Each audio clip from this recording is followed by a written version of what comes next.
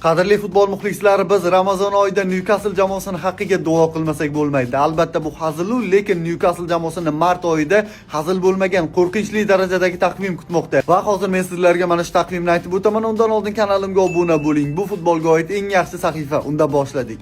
Demak, 4-mart kuni Newcastle Manchester United bilan o'ynaydi. Manchester United oxirgi 6 ta o'yinda 5 ta g'alaba va 1 ta durang qayd etgan. Shunday ekan, Eddie Howe shogirdlari Michael Carrickning futbolchilariga qarshi juda ham qiynalishi mumkin. Bu og'ir o'yin bo'ladi. Bu o'yindan 3 kun o'tib esa 7-mart kuni Manchester Cityni qabul qiladi Angliya Kubogi doirasida. Bu ham oson bo'lmagan o'yin. Manchester City Angliya chempionligi uchun kurashayotgan klublardan, ularga ortiqcha izoh berishning hojati yo'q. Bu o'yindan 3 kun o'tib esa 10-mart kuni Yevropa Chempionlar Ligasi doirasida Newcastle Barcelona bilan o'ynaydi. Barcelona Ispaniya chempioni, Ispaniya yetakchisi, bo'lib ham Flick shogirdlari Chempionlar Ligasida asosiy favoritlardan va bu uchrashuv ham oson bo'lmaydi hech qanaqasiga. Va 4 kundan keyin 14-mart kuni Newcastle jahon chempioni Chelsea bilan o'ynaydi. Chelsea ham juda ham noqulay raqib, har doim o'sha London klubiga qarshi qiynalgan va bu ham oson o'yin bo'lmasligi aniq. Bu uchrashuvdan 3 kun o'tib esa Barcelona bilan javob uchrashuvini o'tkazadi 17-mart kuni. Qarang, 4-martdan 17-martgacha 13 kun, hattoki 13 kun ichida mana shunaqangi dahshatli o'yinlarni o'tkazadi.